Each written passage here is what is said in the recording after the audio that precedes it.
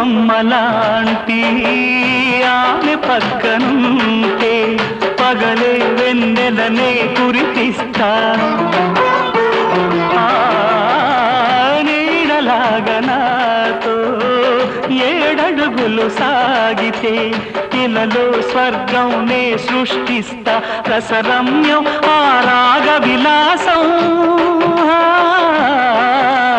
రసరమ్యం ఆ రాగ విలాసం వసివాడదు అది ఆ జన్మాంతం అందమైన నా ఊహల మేడకు ఆవిడమణి దీపం అంది అందని నాశలకు ఆమె ప్రతిరూపం ఆ తలపే నా ధ్యానం ఆ అభినవ దేవత నా ప్రాణం